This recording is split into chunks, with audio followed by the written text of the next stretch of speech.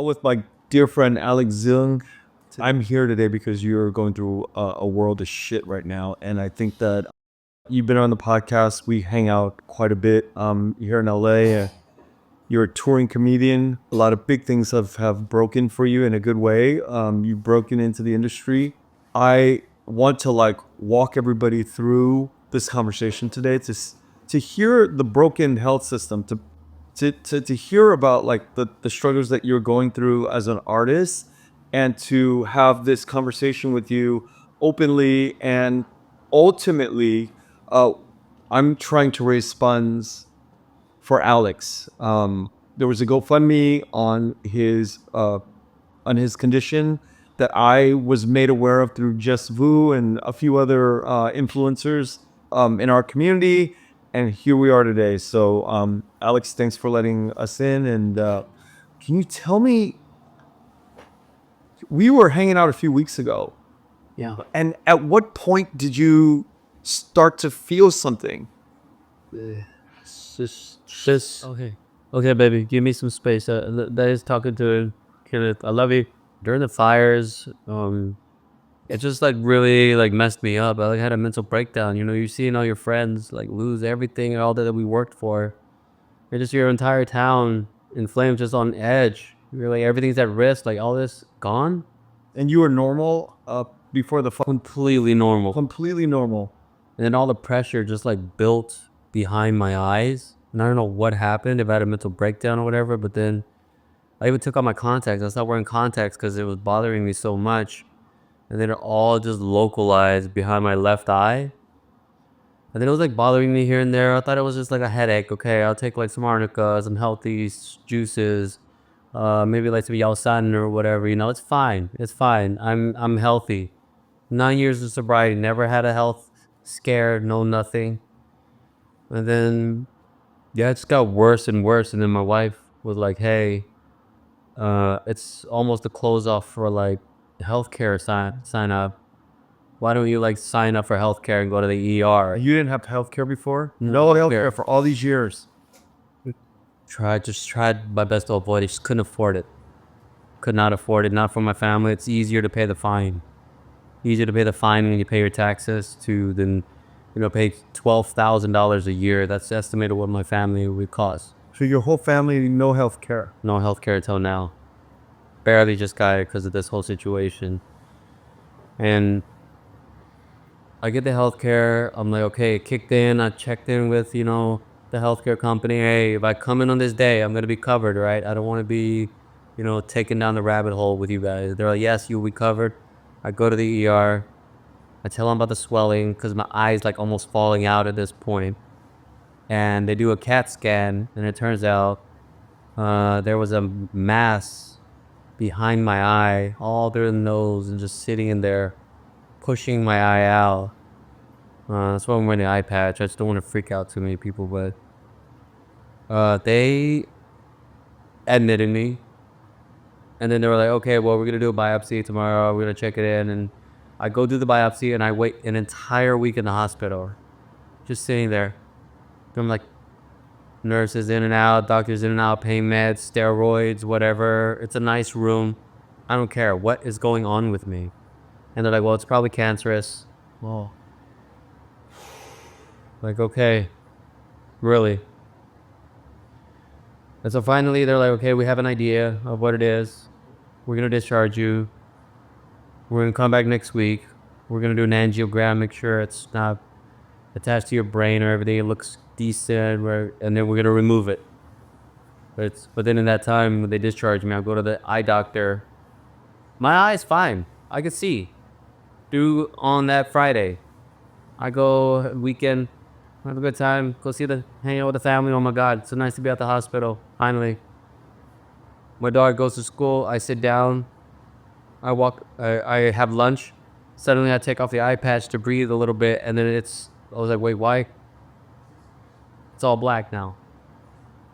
I call the doctor and I'm like, hey, I can't see through my eyes. Oh shoot, come to the ER. So I go to the ER, they admit me, I get rushed into surgery, and then they finally make sure the angiogram's okay. Then they finally take out most of the tumor.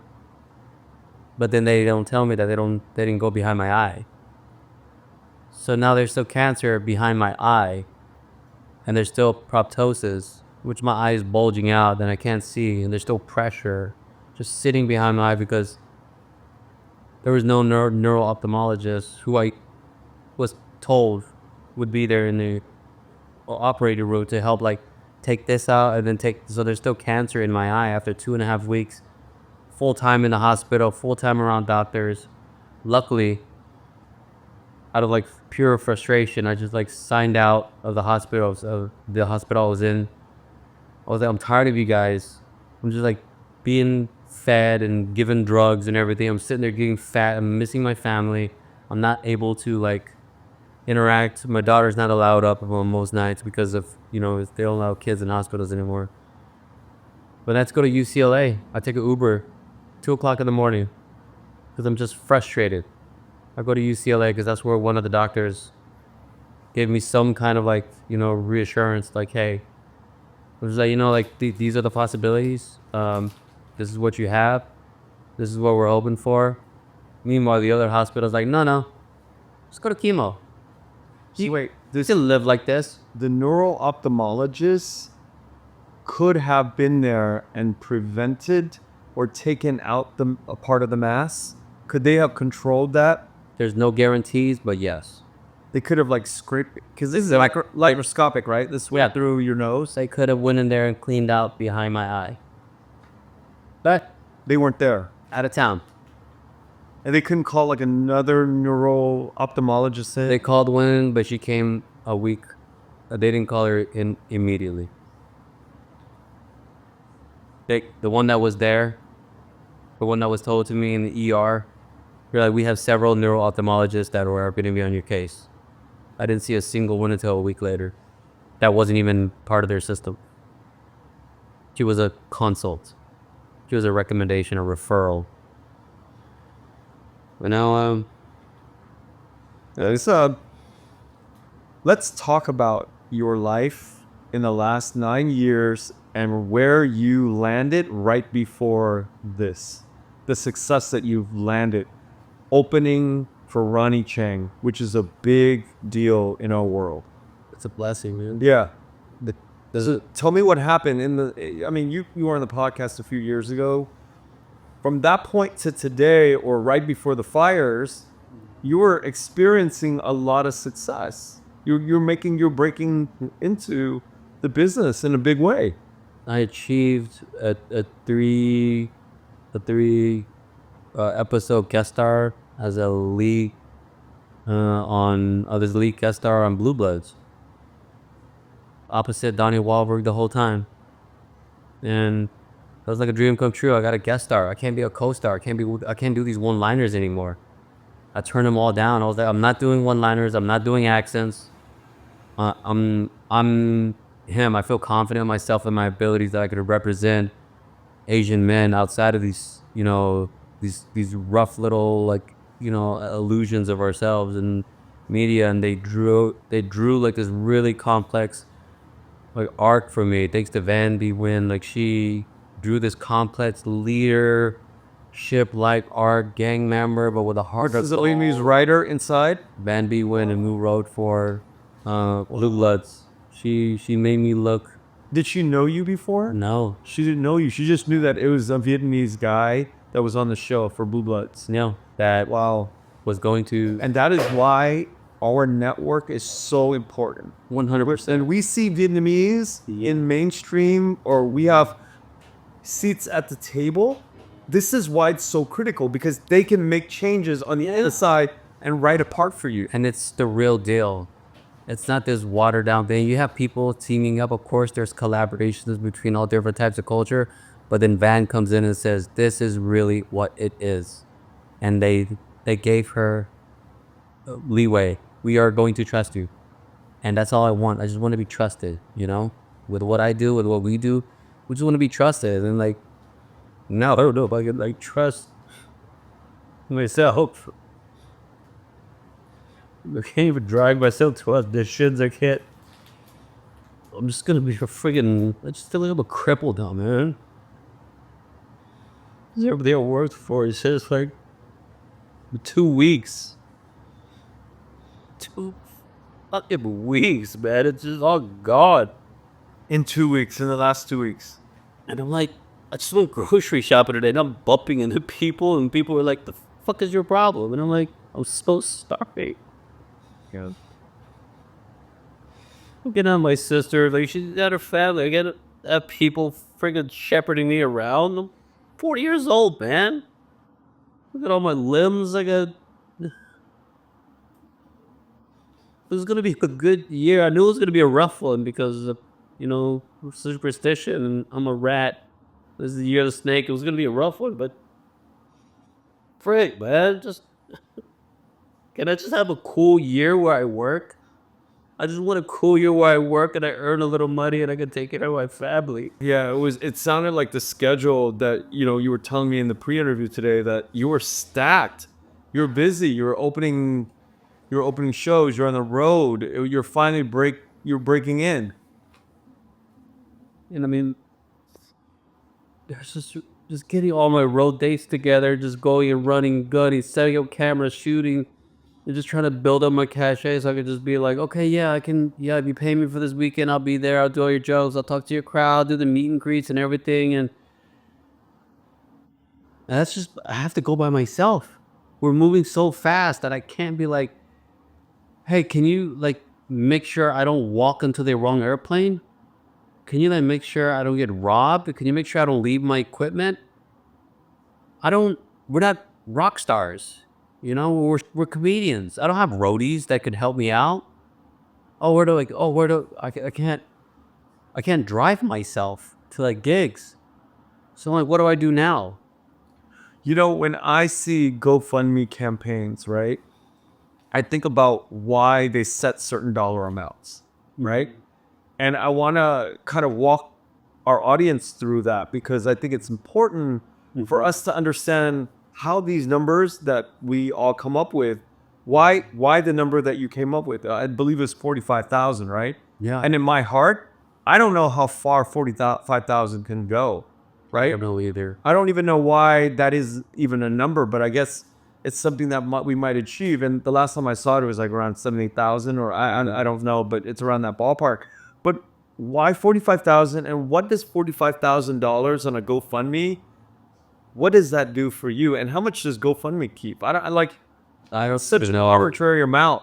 It is not something that I made. It's not So something. you're like a family. It was made out of the earnestness in their heart just to get past this first hurdle, Yeah. because that's what I imagine. I don't know the amount. I barely knew the amount either. I didn't register. It didn't register with me. But you're not working now. You can't work for the next. I don't know. Yeah. You don't know if you can work. You don't know if you can earn money for your family. Yeah. So I didn't calculate that. I'm just happy to maybe not have to pay all the bills. Maybe it keeps me going enough to where like I end up having to go back home and I don't know, just pack my worst case scenario, just pack my stuff up. And I really don't know, Kenneth. I don't know about the dollar amount. I don't know like how and when the earning happens, or I don't know what the surgery was gonna help. I don't know if I'm gonna get my eyesight back. I don't, in my left eye. I guess I don't know. I just gotta work at a kitchen somewhere or something where they're like I get used to the flow and I don't bump into too many things. Work in a kitchen, like a food restaurant kitchen. Oh, we got to figure this out. So, Alex, walk me what the next 4 weeks look like for you. Like medically, like what's gonna happen? Well, they're gonna. Luckily I chased down UCLA because they did give me like I got a really interesting phone call. They said that they might this upcoming week try to go back in and try to debulk some more of it. What kind of cancer is it? It's called alveolar rhabdomyosarcoma, ARMS for short. Is it rare? Is it an aggressive form? What is it? Brain? What is it related to? It's the weirdest thing because it happens in like your limbs. I did all this research on it after they gave me the final pathology, but it happens in your limbs. And then there's a lot of rough data on it because it's a rare type. So And is it a brain thing or is it like a soft muscle cancer.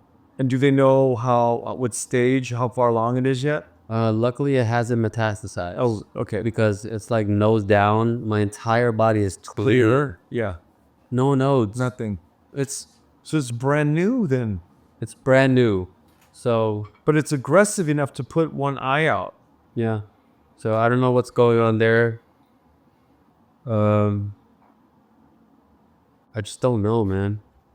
Like it's no saying, but the doctors, I guess, we're in 2025. Hopefully they're gonna take some swings. Cause I've been taking swings my whole freaking life. I just hope they would take a swing themselves, and I just hope that the next steps are good, and then it's chemo When do you go into chemo treatment? this month. Are they going to scrape more of it out? That's what they're hoping. Okay. To scrape more chemo. And I don't know. I can't work, perform, or anything. I just don't want anything to risk it. So your whole tour with like Ronnie and being on the road is completely wiped out now? I have to cancel everything. It's just I don't want anything to I don't want to get into a car accident. Cause I'm so I got it needs to be done, and I can do it. And it's so hard to have anyone. I mean, I know they want to love and help and support, and I know people will take me to gigs. I know people will do me but the doctors did say something very important to me. They're like, Alex, you sound like you've been taking care of a lot of people your whole life, and you've been taking care of your family and your career and everything. But I think this is the one time you have to sit down and take care of yourself, and that's it. And it is the most maddening thing in the world, where I have to sit here and truly focus on this thing that's inside of me that came out of nowhere. That's taken one of my eyes already, and it's just I don't feel. I just know where my head's gonna go. This morning I spilled a whole cup of hot coffee on the dog by accident, and it really made me want to check it too, like a nut house. So it was I'm not safe around anybody. I can't even pass coffee to my wife, but I was scalding hot coffee on the dog, and now I'm just I'm not safe. I just don't feel. I don't trust myself around anybody anymore. And I don't want to hurt anybody. You know what I mean? I feel like I'm in the way. For everybody who's listening, if you've ever heard Alex perform and if you've ever seen him just out in the wild, you're a pretty wild guy. I am. You're pretty funny. You're pretty you're out there. I go there, dog. You go there. Have fun, and then you go there. You don't give a flying fuck. You are what so many comedians, in Vietnamese world. Almost a store comic, man. Yeah, you're store comic. You're you came out of the belly of the beast. I mean, literally, how long were you at the store for? Bro, just the roast battle days for that was at least 6, 7, 8 years. And it's a damn grind. I know. First Vietnamese guy to take the title. First Vietnamese guy to get the on-screen credit. First Vietnamese door guy at the Comedy Store. Now let me ask you something. Let's just say you had the ability and you couldn't see, but somehow it worked out. Do you think you could be funny in your state? Yeah, it's oh, what do you do for work? I need this moment of levity right now. Yeah, sounds like you're a good looker. I'll still in your mind, can you still function? Can you still go at it, or is it all the shit's weighing down on you? God, I still got my sense of humor. You do. We got to bring that back right now, in our conversation. We'll make it a little light. It has to stay there. I cannot let go of it because what else is is there? Yeah. the sense of humor is always gonna be there, and even though through all this stuff, like my friends are texting me, and they're staying in touch with me, just making sure everything's okay. What can we drop off? What can we do? We're rooting for you. Everyone's on board, man. What don't you want to hear from people? What are the things you don't want to hear? Hey, man, you're going to be really good. Don't worry about it. What don't you want to hear from your friends? Because I think this is a sort of a lesson for whoever's listening, because we don't know what to say. We're like always awkward. Like, how do we know what to say, right? The end of the situation is just like, yeah, the healthcare system is messed up, huh? We know that. Well, no, it's just, it has to be said. No, I guess. What annoys you when people say, you know, hey, you're going to be all right? Yeah, it's that tone. Yeah. It's that word like, oh yeah, pick yourself up. You're gonna be okay. You're gonna be okay. Yeah, okay. Well, we don't know that. But we don't know that. We don't know that. We don't know where this is gonna take a turn. So as you're telling the worst. As you're telling somebody, a close friend, you just want them to hear you, right? Yeah. You just want them to like understand and be heard. Yeah, just like, what do you need from me is so much better than like, What do you need? You're gonna be okay. Yeah.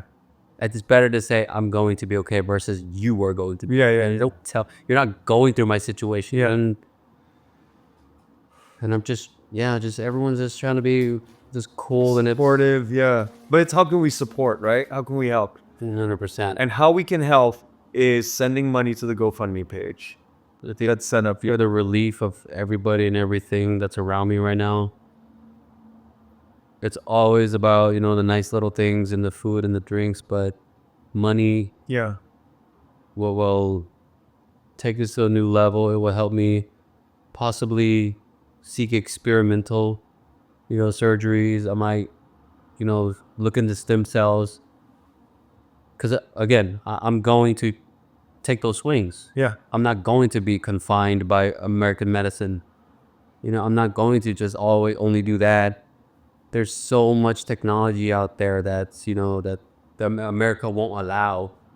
Because, they're like, no, this is how we do it. This is how we do it. Not we drive right outside the border. Canada's doing amazing things. Mexico's doing incredible things. Everyone's going to Turkey. Everyone's going to Korea. Everyone's going to Denmark. Not a single athlete consults American medicine. Not a single American athlete looks to American doctors for help. They go outside of America because we are the biggest squares when it comes to medicine. Got to make sure, it checks out with them, because, God forbid, people get better in this country. It's turning me into just a really angry, hungry person. Yeah. And I don't want to do that because people are trying their best, but you're trying your best according to the books that you were indoctrinated in. Yeah. Your outdated resources. And that's how I ended up in this situation. Yeah. Yeah, because in Mexico, it's like, what makes sense is what makes sense. He's got cancer, get it out. Well, and it's not blocked by some law or big pharma. It's just, they can do what they want. Yeah. Oh, that's bad. Get it out. Instead, well, we're going to wait. We're going to see. And this waiting caused the issue, right?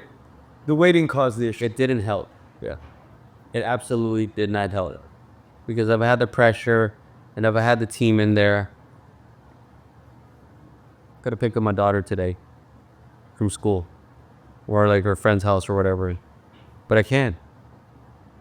My sister had to take me like a freaking, like a Miss Daisy in my own car that I pay for, that I can't pay for, that I'm like scared to drive because I might run somebody over because I don't see them.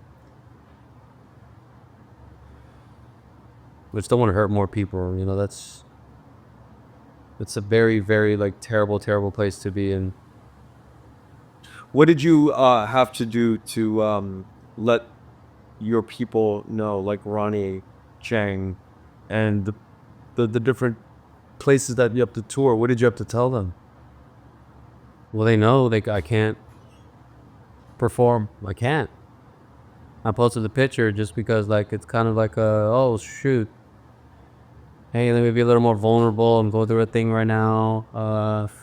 But then the ground, there's just the people that reached out were just like, hey, I'm down bad, man. They checked, you know what I mean? I was like, I didn't know it was gonna be as bad, but it got really bad, and now it's the worst. So, you know, you talk to them and you're like, I don't know. What are you gonna hire like what am I have to get like a seeing eye dog or something, or I'm gonna have to? And again, I can't.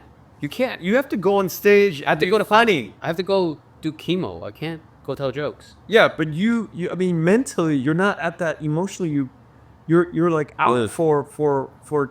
Blood. To dial in a whole audience, a live audience. It's just you versus 1,000 people. You versus hundreds, sometimes thousands. And then you're like, okay, I'm gonna dial you in. I know where everybody is. I know how everybody's feeling. Like, you can't do that for like, I don't know. You're just all done. I just be on my freaking vlogging. Like, hey, shut up, man. Hanging at chemo. When I'd rather be just performing for like maybe 20 people to die part of Modesto. I'd rather do that than, hey guys, I'd rather entertain people live always, and just like take it from me for I just don't know where things go now. But I just know I got ground support. I got my family, and I don't know. Just take a day at a time right now. Yeah. But everything else is off the table. Well, look, I'm gonna post this, and I'm asking the audience to really chip in and help. That's why we're here. We'll keep it short today, and we'll come back in a few weeks, and we'll check back in, and we'll get back on. We'll get back on the podcast. Meanwhile, take care of yourself. Let us know. Let the community know what you need, and feel free to reach out. If I can, I will. Yeah, 100%. I know, just the GoFundMe would mean a lot just to figure out things for the next, I guess the rest of the year and medical procedures, and I just don't know. But I'm gonna end on this session. Looking back, you've had 2 weeks to be sort of in the hospital, just downtime a lot. Life has stopped, right? mm-hmm. What are some of the things that you regret not doing up until this point? When you sit back and you go, man, I sure spent my time on some whatever. What are some of the things that you're like, damn, I wish I would have done that before I'm like in this situation? Oh, this is gonna sound very campy, but nothing. I swing every day. So you should. Everybody should go as hard as possible. So if you're in the situation, you will never look back, and you won't have any damn regrets. That's right. Swing every fucking day. I love it, man. Love you, but All right.